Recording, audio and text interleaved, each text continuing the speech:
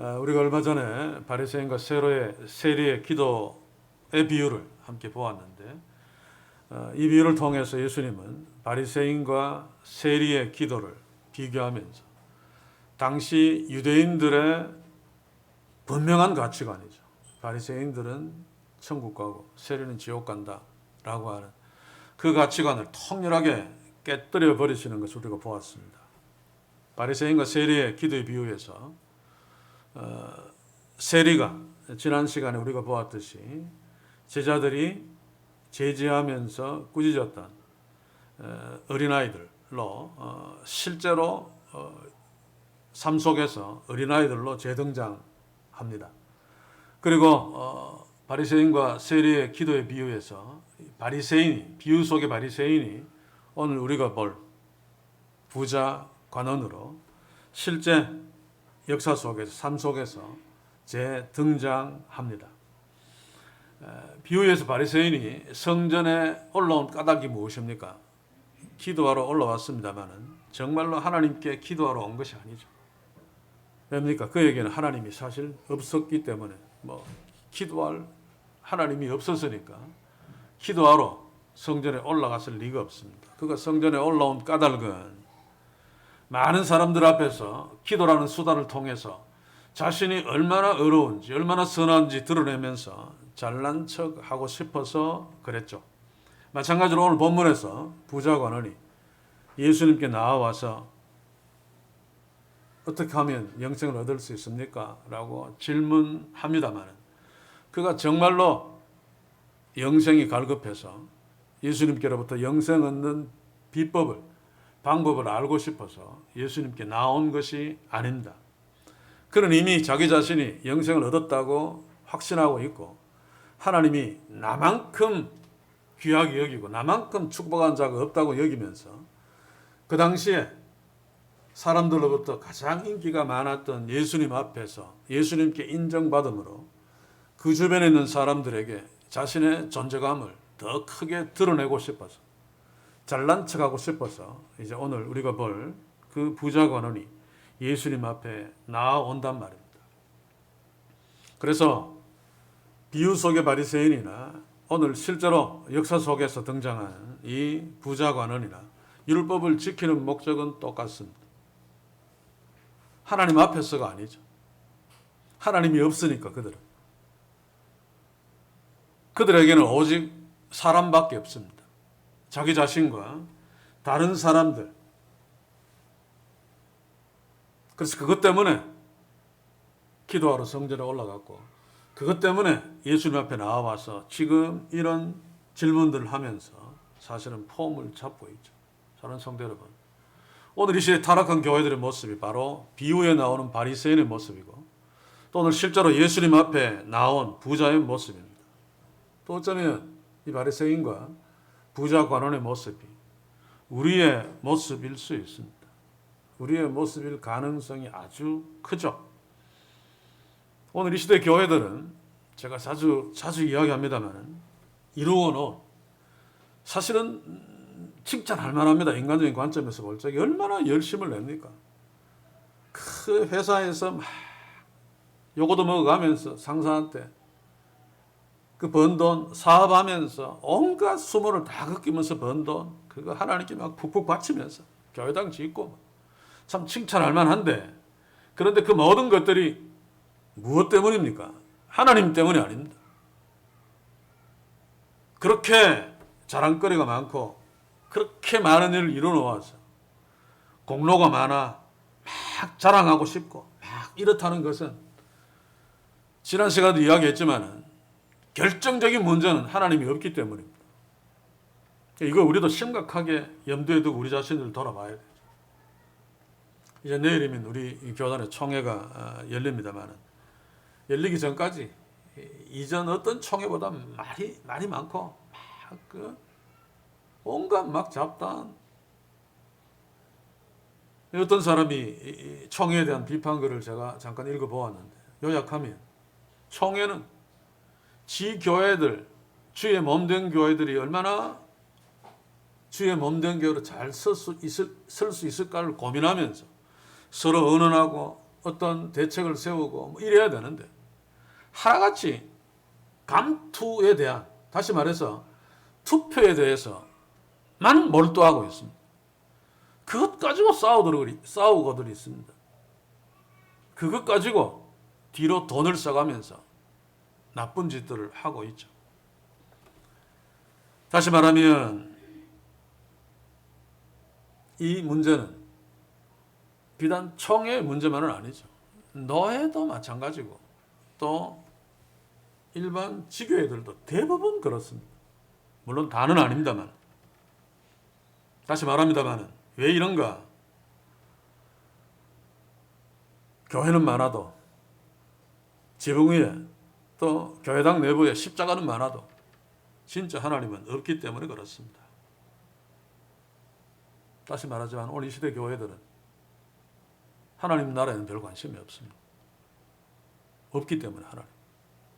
그래서 자기와 사람들만 있으니까 그 속에서 자기가 주인공이 되고 싶고 그 속에서 사람들에게 칭찬받아 자신의 존재감을 드러내고 싶은, 그래서 총회에서는 총회장 되고 싶고 부총회장 되고 싶고 감투 쓰려고 몸부림을 치죠. 겉으로는 아닌 척합니다. 이 부자가 하는 처럼 어떻게 하여야 내가 영생을 얻을 수 있습니까? 진짜 거기에 관심 있는 것처럼 폼을 잡지만 실제로는 아니란 말입니다. 그래서 이런 문제를 놓고 오늘 이 시간 우리들의 모습을 돌아봐야 됩니다. 우리 교회의 모습을 돌아봐야 됩니다. 왜냐하면 우리들도 그럴 수 있다는 거죠. 이런 전제를 해야 되는 이유가 뭔가 하면 정말 그러면 자신이 그런 줄 모르기 때문입니다. 그래서 자꾸 전제를 하면서 자기 자신을 돌아봐야 됩니다. 그러면 성령께서 도와주셔서 자신의 그런 처절한 모습을 발견할 수 있도록 은혜를 베푸시겠죠. 그러므로 우리는 오늘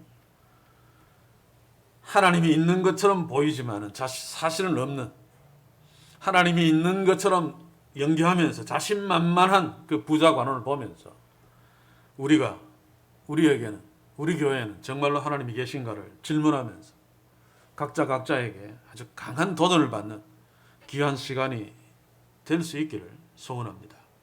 그럼 오늘 이제 본문 18절을 함께 보면서 오늘 말씀을 시작합시다. 18절. 어떤 관원이 물어가로되 선한 선생님이여 내가 무엇을 하여야 영생을 얻으리이까? 예수님께 찾아온 어떤 관원이라고 할 때 관원 아르콘인데 이 사람이 실제로 어떤 위치에 있는 사람인지 모호합니다. 저는 문맥을 봐도 아무 설명이 없으니까. 그 일반적인 사전적인 의미는 통치자, 지도자라고 하는 뜻인데 당시에 바리새인의 두령에게도 이 용어를 붙여주었고 또 회당장, 또 사내들인 공의원에게도 이 관원이라는 이름을 붙여주었습니다. 그들 중에 한 사람일 수도 있고 또 행정적으로 요즘으로 친다면은 뭐 시장이나 군수나 뭐 업장, 면장 뭐 이런 자들에게 아르콘이라는 이름을 붙여주었는데 이 관원이 그들 중에 어떤 자인지는 모르겠습니다만 아마 종교적인 쪽에 있는 자는 아닌 것 같은 느낌이 듭니다. 아무튼 관원이 중요한 것이 아니라 부자라고 하는 것이 중요합니다. 오늘 우리가 보는 이 사건 속에서 23절 보시면 그가 큰 부자였다라고 마가가 소개하고 있죠. 여기서 큰이라고 하는 것은 그냥 빅 정도가 아닙니다. 매우 대단한. 그래서 이 관원은 보통 부자가 아니라 아주 대단한 부자였다는 것입니다. 이렇게 대단한 부자 관원이 예수께 나와서 묻습니다. 선한 선생님이여 내가 무엇을 하여야 영생을 얻으리이까? 이 부자 관원은 예수님을 선한 선생님이여 라고 부릅니다. 당시 유대인들이 자신이 존경하는 어떤 자들, 그 랍비일 수도 있고 그렇지 않을 수도 있지만 선생님, 더스칼레라고 부르는 것은 일반적인 관습입니다. 예를 한 군데 한번 봅시다. 마가복음 9장 17절과 9장 38절 한번 봅시다. 무리 중 하나가 대답하되 선생님, 벙어리 귀신 들린 내 아들을 선생님께 데려왔나이다. 선생님이라고 하는 것은 상대방을 존경한다는 표시입니다. 또 제자들 중에서도 요한이, 다른 제자들도 마찬가지입니다만 예수께 여짜오되 선생님, 우리를 따르지 않는 어떤 자가 주의 이름으로, 주의 제자들도 예수님을 선생님이라고 부르면서 자신의 그 어떤 존경하고 있다는 표시를 하고 있죠. 자, 그런데 유대인들이 오늘 이 관원이 예수님을 그냥 단순히 선생님이라고 부르지 않고 선한 선생님이여라고 부르죠. 이 선하다라고 하는 아가도스, 부를 때는 아가데라고 부릅니다만, 당시의 유대인들은 드물게 사람에게도 붙이긴 붙였습니다. 예를 하나 든다면 누가복음 23장 50절 한번 봅시다. 아래보다 요셉에게 붙여놓았는데, 공의 어언으로 선하고 어려운 요셉이라 하는 사람이 있으니, 이렇게 어떤 사람을 이야기할 적에 저 사람은 선한 사람입니다라고 그것도 아주 드물게 붙여주기는 합니다만, 그러나 바로 앞에 사람을 직접 놓고 당신은 선합니다, 선한 선생님이요 라고 하는 경우는 일체 없습니다. 오직 유일하게 이 부자 관원이 예수님 앞에 나와서 선한 선생님이요 라고 하는 이것이 유일합니다. 자, 그렇다면 이 부자 관원이 보통은 아무도 그렇게 부르지 않는데 예수님께 와서 예수님을 향해서 선한 선생님이여 라고 왜 불렀을까요? 혹시 하나님께만 붙이는 그 선한이라는 말을 쓴 이유가 이 부자 관원이 예수님이 하나님이신 줄 알았기 때문일까요? 결코 그렇지는 않습니다. 아마 이 사람은 예수님이 하나님이신 줄을 꿈에도 몰랐을 것입니다. 그러나 그럼에도 불구하고 예수님을 향해서 선한 선생님이여 라고 부르고 있습니다. 왜냐하면 한마디로 말하면 아부성 발언입니다. 지금 그가 예수님 앞에 온 목적이 뭡니까? 예수님한테 인정받아서 주변 있는 사람들한테 와, 정말 당신이 그렇군요. 우리도 그렇잖아요. 보통 사람들한테 칭찬받는 것보다 당시에 그 상황에서 최고 유명한 사람, 이런 사람한테 칭찬 한마디 받으면 기분이 업되고 막 난리가 나죠. 그렇듯이 이 사람도 당시에 가장 유명하고 나름대로 능력 있고 그래서 수많은 사람들이 따르는 그 예수님 앞에 서서 예수님이 당신 정말로 선한 자 맞네, 율법 잘 지키는 자 맞네 라고 인정받아서 자신의 존재감을 한껏 뽐내고 싶었기 때문에 예수님 앞에 나온 것입니다. 그러니 이용해 먹으려면 그 사람한테 호감을 얻어야 되죠. 그래서 입에 발린 소리인지 정말로 존경해서 그런지 어쨌든 선한 선생님이여 라고 아부성 호칭으로 예수님을 지금 부르고 있단 말입니다. 이에 대한 예수님의 반응이 19절이죠. 19절 한번 봅시다. 네가 어찌하여 나를 선하다 일컫느냐? 하나님 한 분 외에는 선한 이가 없느니라. 그가 당신은 선한 선생님입니다 라고 하는 것을 부정해버립니다. 예수님이 이렇게 한 것은 나는 선하지 않다는 뜻이 아니죠. 예수님은 하나님이시기 때문에 선하신 분이 틀림없습니다. 그러나 문제는 부자 관원이 예수님을 선한 하나님으로 알고 선한 선생님이여 라고 하지 않았다는 것이 문제죠. 이 부자 관원은 예수님이 당시에 유명한, 그래서 많은 사람들이 따르는 인간 랍비 정도로 보았습니다. 그래놓고도 호감을 사기 위해서 필요하니까 그 인간 랍비한테, 인간에게 하나님께만 붙여줄 수 있는 선한을 붙여서 선한 선생님이여 라고 부르고 있단 말입니다. 그래서 예수님이 부자 관원의 호칭을 부정하고 있는 것입니다. 너는 나를 인간 선생으로 여기고 나를 선하다고 함부로 말하고 있구나. 아니다. 인간은 선하지 않아. 하나님만 선하신 분이야 라고 지금 부자 관원에게 말하고 있는 것입니다. 물론 예수님의 이 말씀 속에는 나는 하나님이야 라고 하는 의미도 포함되어 있습니다만 정말 중요한 이유가 뭔가 하면 지금 예수님은 부자 관원의 속을 환히 꿰뚫어 보고 계시죠. 그래서 네가 나를 선하다고 하느냐? 하나님만 선한 분이야 라고 말하고 있습니다. 자, 이 부자 관원은 예수님께 나온 목적이 영생을 얻는 길에 대해서 예수님의 가르침을 받기 위함이 아니라고 제가 말했죠. 이 사람이 나온 목적은 자신의 선함을 인정받기 위해서 자신의 율법 잘 지키고 대단한 존재임을 드러내고 싶어서죠. 그래서 선한이라고 하는 말은 하나님께만 붙일 수 있는데 이 부자 관원은 인간인 예수한테 선한 선생님이여라고 부른 것으로 보아서 예수님은 당장 파악했죠. 아, 이놈은 인간한테도 나한테 선한이라는 하나님께만 붙일 수 있는 말을 붙였으니까 저놈은 지한테도 분명히 붙인다. 그렇죠. 하나님께만 붙일 수 있다면 인간한테는 그걸 쓰면 안 됩니다. 그런데 이 부자관원은 예수님, 인간으로 여기고 있는 예수님, 좀 잘 나가고 있다고 해서 선한 선생님이라고 했으니까 자기도 인간인 자기에게도 그 선한을 붙일 수 있단 말입니다. 예수님이 그것을 꿰뚫어 보시고 선하신 분은 하나님밖에 없어. 너는 선하지 않아 라고 지금 말하고 있는 것이란 말입니다.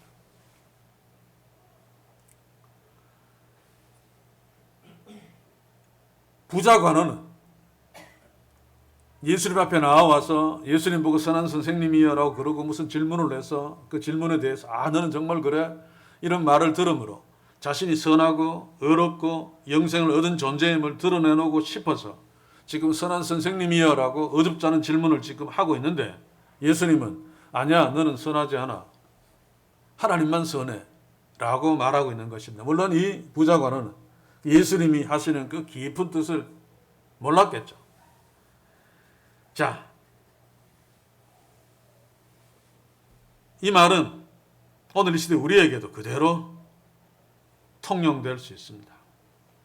오늘 이 시대도 선하다고 착각하는 사람들이 참 많죠.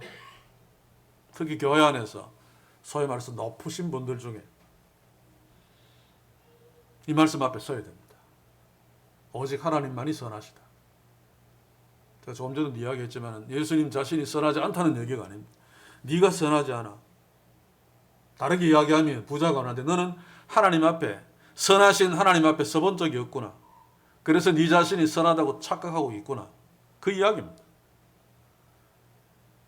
이게 바로 하나님을 모르는 어리석은 인간의 무지의 자신감이죠. 무지에서 나오는 자신감이에요. 우리들도 그런 얘기를 하죠. 무식한 자가 용감하다 라고 하는 말들이 있습니다만 우리는 하나님의 거룩한 자녀들입니다. 그럼에도 우리는 보잘것없는 죄인들입니다. 이것이 지난 시간에 제가 말씀드린 죄인들의 자의식입니다. 그러나 그럼에도 불구하고 또한 우리는 하나님의 자녀이기 때문에 의인됨의 자의식도 있습니다. 그러나 한 가지 꼭 우리가 분명히 선을 그어야 되는 것은 내가 죄인입니다라고 하는 죄인됨의 자의식은 100% 나의 죄 때문이죠. 그러나 나는 의인입니다라고 하는 의인된 자의식은 오직 100% 하나님의 은혜로 말미암은 것이라는 분명한 이해를 가지고 의인됨의 자의식을 갖고 있어야 됩니다. 그럼에도 불구하고 우리 인간들은 놀랍게도 자주 부자관원처럼 나의 좋은 형편과 내가 선한 일을 많이 한다는 어떤 행위를 놓고 보고 아, 내가 선하고 이만하면 어렵다라고 생각하는 경우들이 너무 많다는 거죠. 우리들도 여기에 포함되어지는데 이게 어쩌면 신앙생활 하는데 가장 무서운 함정입니다. 그냥 거짓말 하나 하고 범죄하는 것보다 이게 훨씬 무서운 거죠. 그래서 예수님이 그런 바리새인들을 향해서 아주 엄청난 욕을 하시면서 책망하셨던 이유입니다. 우리는 범죄했을 때는 아이고 나는 죄인입니다. 용서해 주십시오 라고 하면서 자신이 죄인인 줄 잘 깨닫습니다. 그런데 자기의 재산의 반 이상을 팔아서 막 성교비를 막 내고 불쌍한 자들을 애써서 막 열심히 구제하고 1년 동안 하루도 빠지지 않고 전도해서 1년에 200명, 300명씩 전도하고 때때마다 금식 기도하고 철학 기도하고 기도원에 가서 막 난리굿을 치고 하면 나는 대단히 선하다. 대단히 의롭다. 하나님이 나를 대단히 기뻐하실 거야 라고 생각합니다. 이런 현상은 대부분의 그리스도인들에게 나타나는 현상이죠. 저에게도 있습니다. 그러나 이런 모습은 바리새인과 세리의 기도의 비유에서 나오는 바리새인의 모습이고 또 오늘 본문에 나오는 부자 관원들의 모습이고 이 시대에 타락한 교회들의 모습이고 하나님 없는 자의 모습입니다. 그래서 우리도 하나님의 자녀입니다만 상당한 경우에 하나님이 없는 자처럼 살죠. 바로 이런 경우는.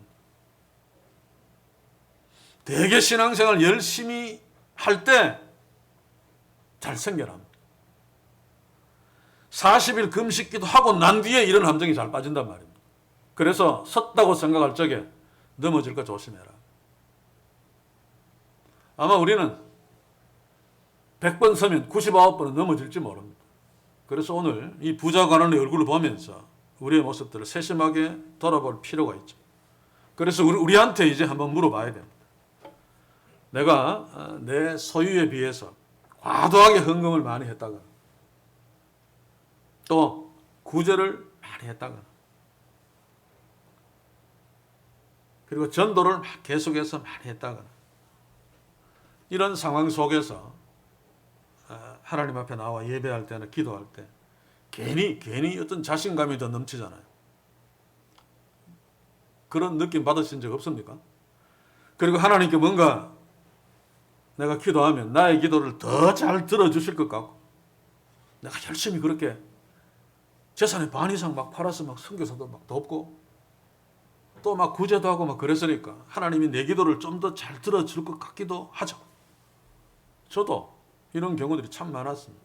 그런데 이게 아니란 말입니다. 그렇다면 율법주의, 공로주의에 빠진 것입니다. 사실은 큰일 날 일입니다.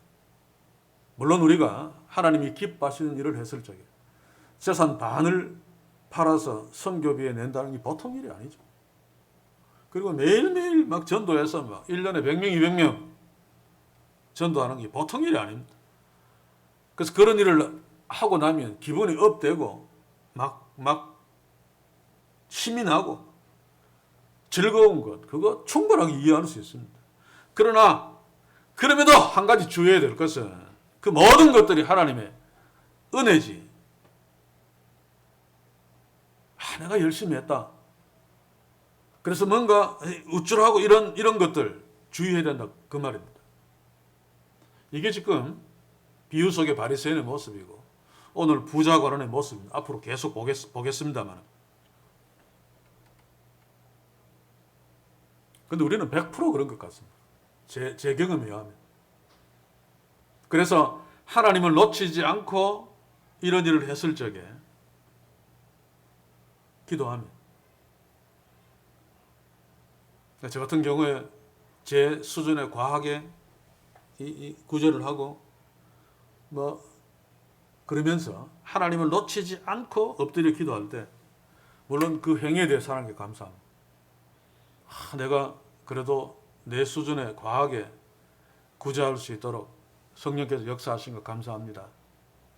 기도합니다만 그러나 기도할 때마다 100% 깨닫는 것이 구제하는 그 순간에 또 전도할 때도 마찬가지입니다. 전도하는 그 순간에 순간적으로 좀 우쭐해지고 좀 내가 잘난 느낌이 들고 하나님을 놓치지 않고 그런 일을 하고 난 뒤에 기도할 때 꼭 나오는 것이 회개의 기도입니다. 하나님 죄송합니다. 그때 구제할 때 괜히 그 사람 앞에서 한순간 후줄한 기분이 들었습니다. 전도할 때 내가 마음속으로 신앙적으로 좀 교만한 생각이 들었습니다. 하나님 용서해 주십시오. 뭐 그런 거. 굉장히 중요한 부분인데 우리 신앙생활에서 매일매일 일어나고 있는 거죠. 그런데도 우리는 이런 것들의 심각성을 잘 모른단 말입니다. 오히려 어쩌면 바리새인들과 서기관들 여기 나오는 이 부자 관원보다 더 우리의 신앙생활에서 잘했던 부분들을 자랑하고 싶고 더 자랑하게 되지는 않는지. 바리새인이 11조도 했고요, 뭐 1회에 2번 금식했고요. 이게 거짓말이 아니죠. 진짜 바리새인은 그렇게 했습니다. 하나님이 없이 그냥 인간적으로 놓고 보면 자랑할 만하죠. 교회에서 막 감사패 돌릴 만합니다. 그러나 이런 현상은 하나님 앞에 서지 않았다는 결정적인 증거들입니다. 그래서 조심해야 됩니다. 그래서 제가 늘 말합니다만 자랑거리가 너무 많은 한국교회. 왜 가슴을 치면서 통탄하는가 하면 하나님이 없다는 증거이기 때문입니다.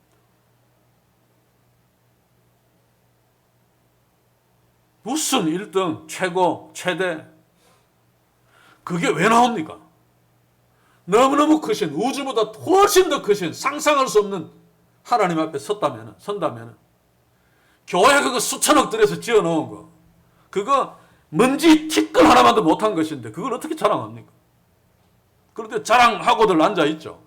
왜냐하면, 상상할 수 없이 크신, 그 장엄하신 하나님 앞에 서지 않았기 때문입니다.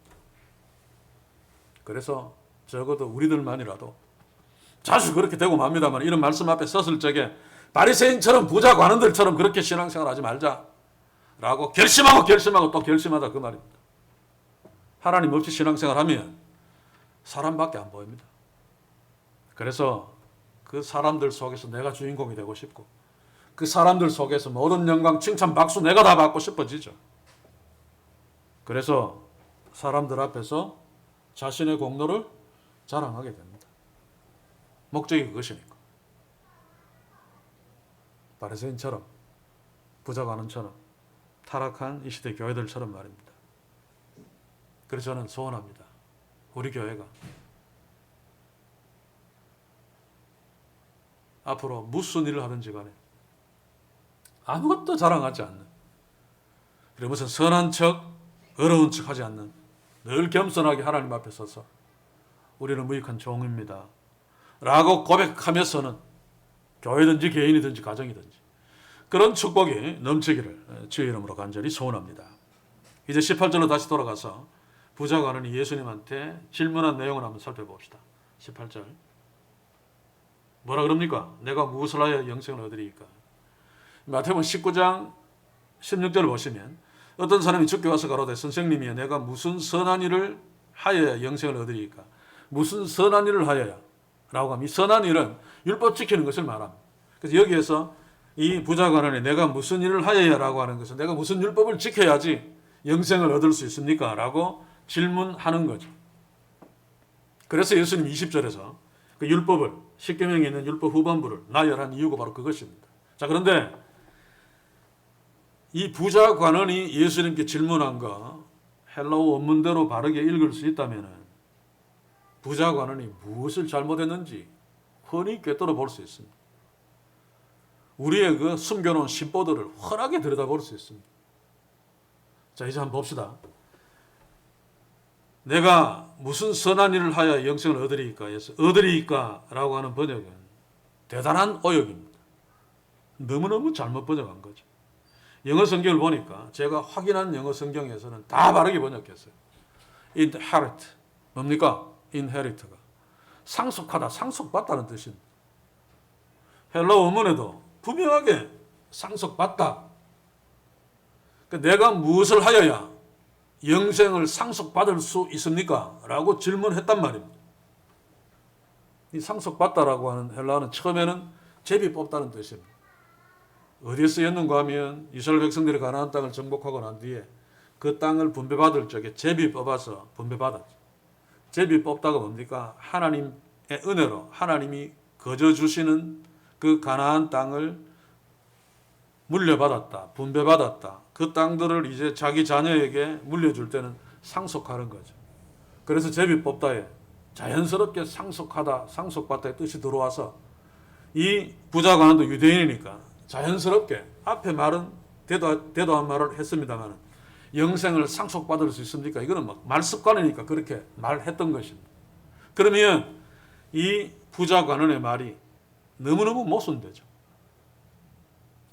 상속받을 수 있는 이유는 뭡니까? 자녀야 상속받을 수 있습니다. 하나님께 영생을 상속받을 수 있는 자격이 있다면 그 하나님이 나의 아버지고 내가 하나님의 자녀이면 되죠. 그런데 이 인간은 지금 뭐라고 이야기합니까? 내가 무엇을 하여야 라고 이야기하죠. 원래는 어떻게 물어야 됩니까? 누가 영생을 상속받을 수 있습니까? 이렇게 물으면 됩니다. 그러면 예수님은 하나님의 자녀면 되지 뭐 이렇게 답변했겠죠. 그런데 지금 이 인간은 무엇을 하여야 라고 합니다. 이 인간도 유대인이기 때문에 영생은 하나님께로부터 상속받는다는 것을 압니다. 하나님의 은혜로 우리가 하나님의 백성이 되었고 하나님의 은혜로 우리가 영원한 천국을 소유한다는 것을 알고 있습니다.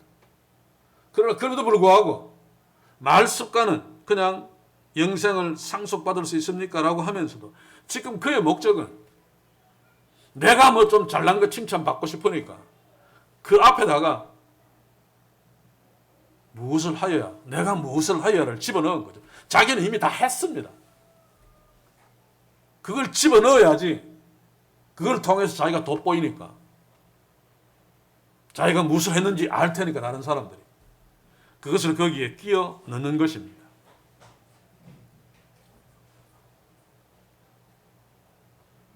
오늘 있어요. 교회들이 우리들이 그러고 있습니다. 언젠가 어느 교회입니까? 수천억짜리 건물 지어놓고 밖에 플랜카드로 하나님이 다 하셨습니다. 하나님의 은혜입니다. 그래놓고 그 안에서는 자기들끼리 헌금 많이 한 사람 상표 막 돌리고 공로표 막 돌리고 우리 목사님 통치력이 최고입니다. 이게 바로 이겁니다. 영생을 상속받아야 합니까? 어떻게 상속받을 수 있습니까? 하나님을 인정하고 하나님께로부터 받는 것처럼 말해놓고 앞에서는 내가 무엇을 하여야. 이게 지금 부자 관원의 속셈입니다. 부자 관원에 하나님이 없다는 실체입니다. 오늘 시대 우리의 모습이기도 하죠. 우리는 어떻습니까? 모든 것이 하나님의 은혜입니다. 하나님의 은혜입니다. 그래 놓고 내가 무엇을 하여야 앞에 뒤에 슬쩍 끼워 넣지 않습니까? 그렇기 때문에 싸웁니다. 그렇기 때문에 교회에서 서로 실망하고 서로 상처 주고 상처받고 하는 것입니다. 내가 무엇을 하여야. 이게 어리석은 인간에게 가장 심각한 문제죠. 부자 관원은 영생을 상속받을 수 있습니까? 아들이면 됩니다. 하나님의 자녀이면 아무것도 안 해도 되는데 그냥 상속받는 것 아닙니까? 상속받을 수 있습니까? 그래 놓고 무엇을 하여야 내가. 사는 성도 여러분, 이놈이 이런 이야기를 한 것은 자랑하고 싶어서죠. 자기가 무엇을 한 것을 예수님께 인정받고 사람들한테 박수받고 싶어서.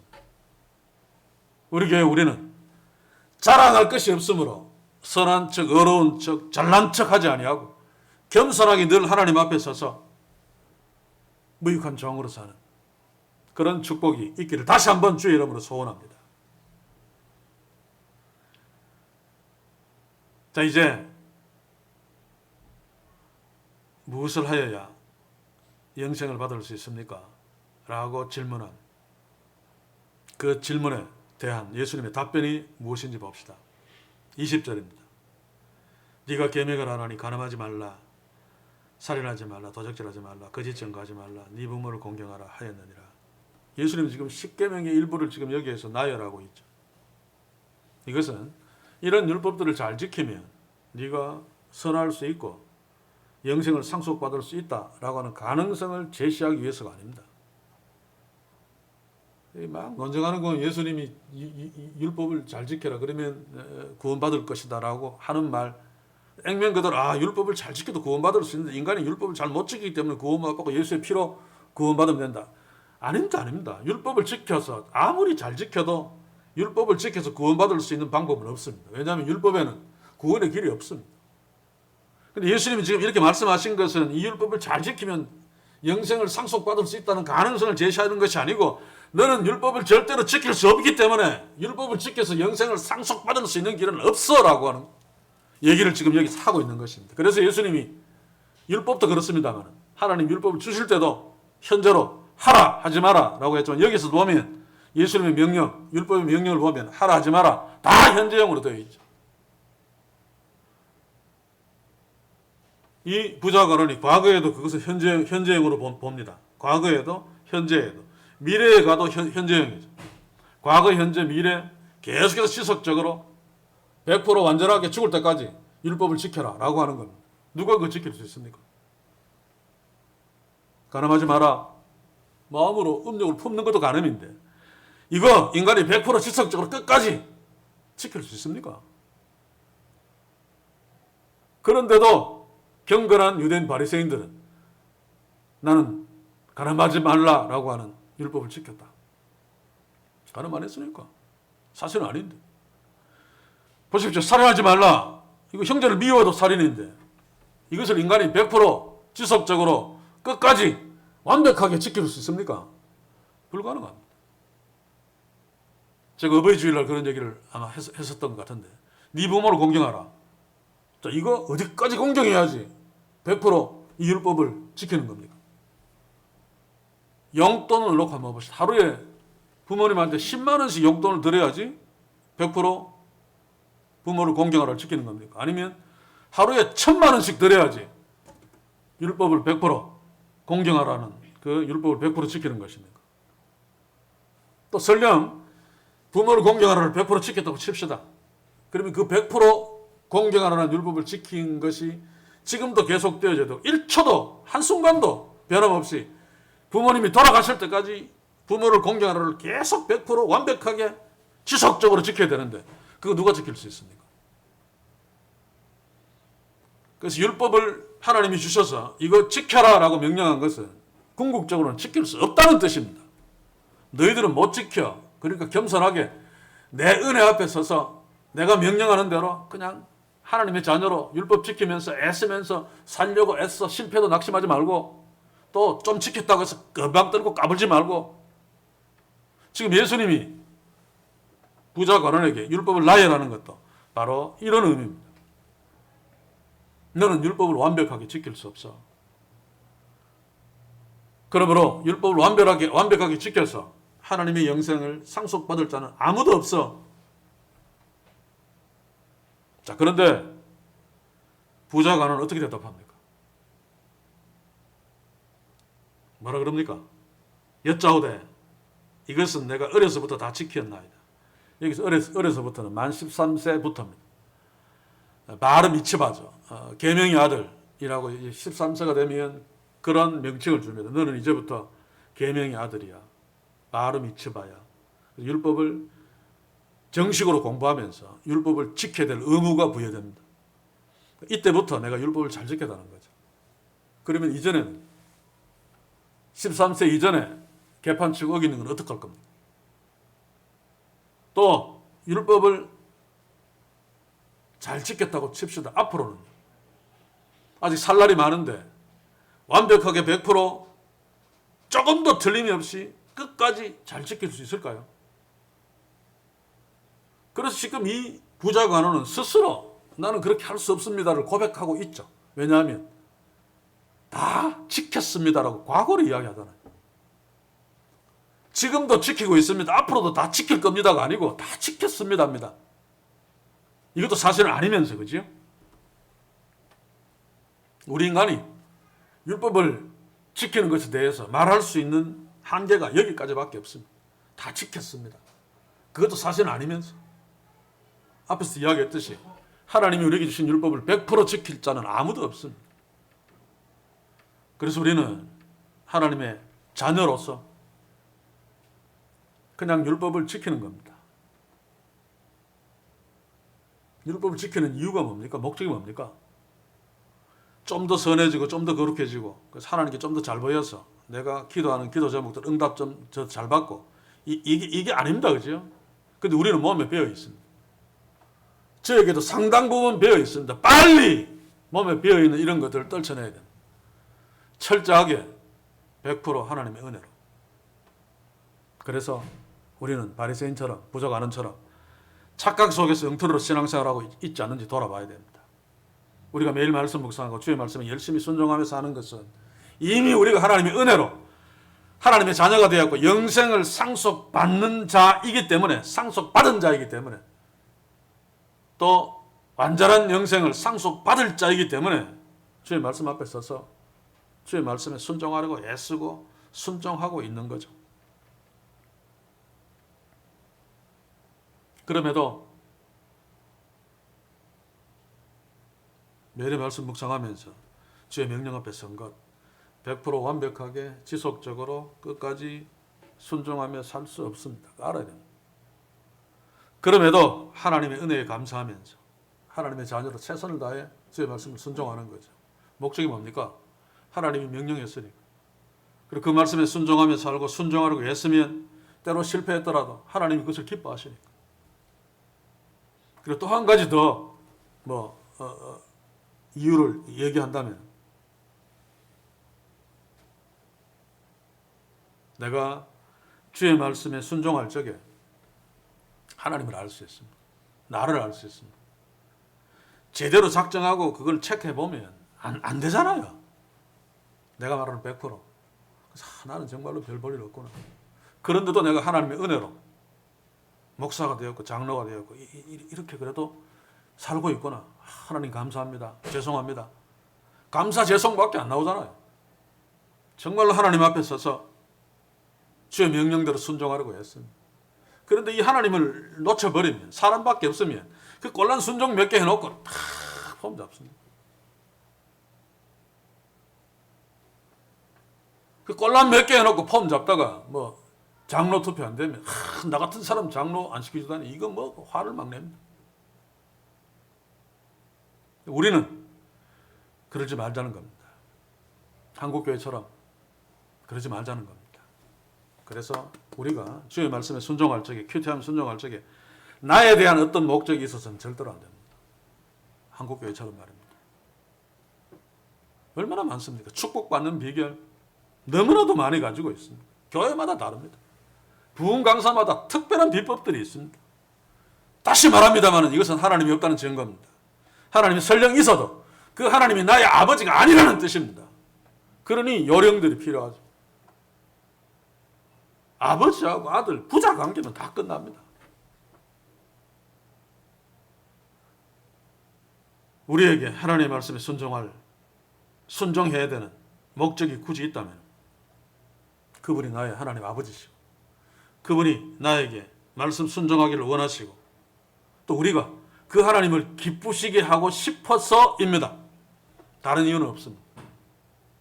조금 전에도 이야기했듯이 그렇게 순종하며 살면 주님 오시는 그날까지 겸손하게 살 수 있습니다. 잘 안 되니까.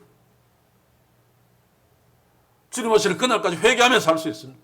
주님 오시는 그날까지 하나님의 은혜만 의존하며 살 수 있습니다. 그래서 매일의 말씀 묵상이 필요하고, 그래서 주의 말씀에 순종하려고 애쓰는 것이 필요합니다. 축복받기 위해서, 잘난 척하기 위해서가 아니라 내가 한없이 못하라고 부족한 것을 깨달을 수 있기 때문에, 나에게는 자랑할 것이 아무것도 없구나 깨달을 수 있기 때문에. 여러분들은 지난 주일날 얼마나 주의 말씀 앞에 섰으며 얼마나 주의 말씀에 순종하려고 애썼습니까?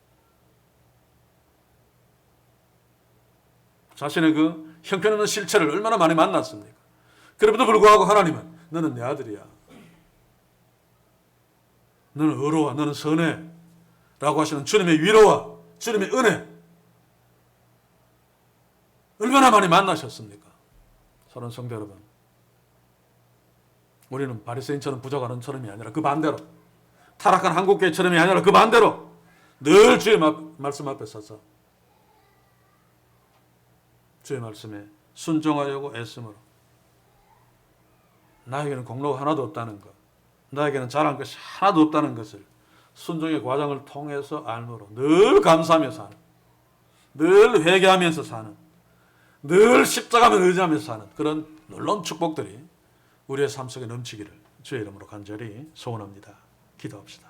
주여, 오늘 부자가론의 모습을 보면서 우리의 모습을 절실하게 만납니다. 모든 것이 하나님의 은혜입니다. 구원도 하나님의 은혜입니다 라고 고백하고 또 그렇게 알고 있으면서도 나도 모르게 끊임없이 나의 삶 속에서 내가 무엇을 하여야, 내가 이것을 했습니다, 내가 저것을 했습니다, 자꾸 끼워 넣고 싶고 끼워 넣고 사는 우리들의 모습, 오늘 이제 성령께서 이 말씀을 통해서 지적하시고 책망하시는 것 겸손하게 받아들입니다. 주여, 적어도 우리 교회 공동체는, 우리 자신 한 사람 한 사람은 늘 주의 말씀 앞에 겸손히 있어서 주님을 기쁘시게 하기 위해서 주의 말씀에 순종하되, 그 순종의 과정 속에서 나의 형편없음을 날마다 발견하며 회개하며, 그럼에도 불구하고 하나님의 은혜에 감사하며 사는 놀라운 축복들을 우리 모두에게 말씀을 통해 풍성히 허락해 주옵소서. 예수님의 이름으로 기도하옵나이다. 아멘.